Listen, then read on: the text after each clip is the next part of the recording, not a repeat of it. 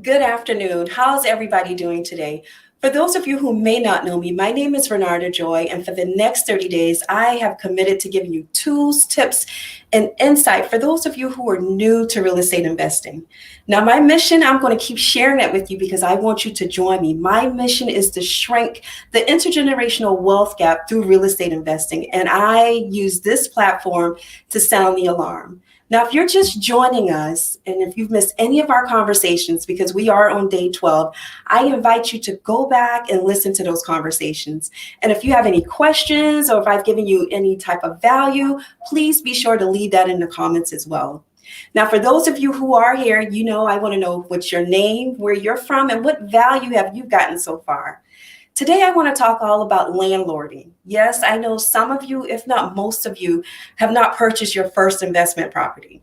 But remember, I want to make sure that you're prepared so when you do get your property, you have all of your bases covered.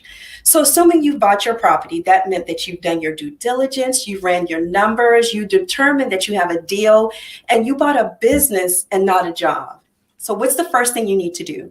Well, you need to contact an attorney and figure out what's the best legal entity for you. Is that going to be an LLC, a C Corp, or a trust? Again, I'm not an attorney, but an attorney will help you determine what's the best for your needs and what your long-term goals are. The next thing you need to do is open up a bank account. Now, whether you open up a bank account per property or for your entire real estate business, that's a choice that you will have to make. But the one thing that I want to make sure that I caution you on is not to use your personal bank account for your real estate business. You never want to commingle funds. And even with your real estate business, you want to make sure you have a separate account for your security deposits, whether that's an attached savings account or a separate checking account. The point is you want to make sure that that's separate because the last thing you want to do is spend your tenant's security deposits because that can be major ramifications. Now, remember I told you guys a couple of conversations ago, it's important to have a network to establish one. What did I mean by that? Or just as a refresher, you want to make sure that you establish relationships with other investors in the market that you're working in, because not only will they pass along properties that may not fit their buying strategies, or maybe they don't have the bandwidth or the funds or for whatever reason, but they will also share with you their vendors, their contractors. There'll be another pulse to the neighborhood. And you need that, whether it's just for a sounding board or just for information. So it's important to establish those type of relationships. The next step is you need to look at your property or your real estate business from a tenant's perspective as well as a landlord's perspective. From a tenant's perspective, they're just looking for a clean, safe, and affordable place where the landlord or the property management is going to be good with communications, right? They're going to do everything that they promised, that they said that they would do. From a landlord's perspective, you're going to have to be meticulous with your record keeping. For example, you need to know, when does your leases expire? Are you going to renew the leases, or do you have some upcoming vacancies that you'll need to fill? If it's upcoming leases, then that's your opportunity to increase the rent. Increasing the rent means that you now have more cash flow, which is a great thing. Now, remember, I told you this is all about creating a legacy. If you guys have any children, nieces, nephews, or access to any children, use this as an opportunity to introduce them to the world of real estate investing. Show them how to use your calendar, right? Let them see when the notifications are coming out so that they know they can say, hey, so-and-so lease is getting ready to expire. This is how you get them involved at a young age. Now, another thing, you have to be organized. I'll give you guys a quick story. I don't know if you remember that movie, The Matrix and the Keymaker. That was me.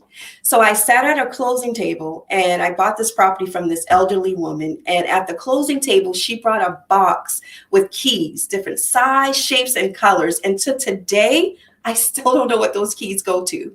So it's important to organize everything down to the keys. The last thing you want is for the fire department to come and they need to get through a door, but you haven't figured out which key. They're not going to wait and just check every key. Trust me, they're going to kick the door down, mess up the frame. They're not going to be cute about it. And guess who's going to have to pay for that? You are. Now, granted, you can go to your insurance and put in a claim to get reimbursed, but it's still an inconvenience. So it's best that you organize your keys. And now, speaking of keys, If you're not going to be on site, or you don't have anybody that's on site, or you live in a different state, or you're doing this however far, you should have a set of keys on the property that someone is aware of, so that in case there's a situation like that, somebody can use the keys. That's just something else that I wanted to tell you.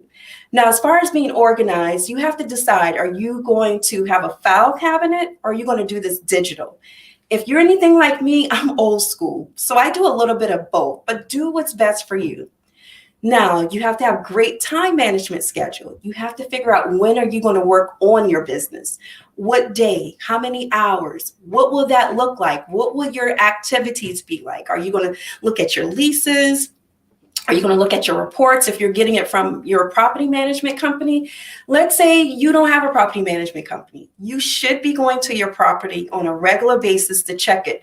Make sure everything is safe, there's no trip hazards, everything is in place, and to actually show your face so that your tenants, they know that you do care and that you are involved, right? So that's something that's very, very key. Remember, I told you, you should also study your profit and loss, your P&L. Your P&L tells you a story about your business. It tells you about the income that's coming in, as well as the expenses that's going out. It allows you to see what's working and what's not working. So you should always make time to do those things. Now, trust me, we're just scratching the surface. I can't tell you everything about being a landlord in a few minutes, but I just want to get your wheels turning, letting you know that there is some responsibilities besides collecting a check as for being a landlord. Now, if you got any questions, or if you need clarification, please be sure to leave that in the comments. And if you're watching this outside of my Facebook business page, I invite you to come and join me at renardajoylive.com. That's renardajoylive.com. And you're going to hear me say this. I don't want you to join for the likes.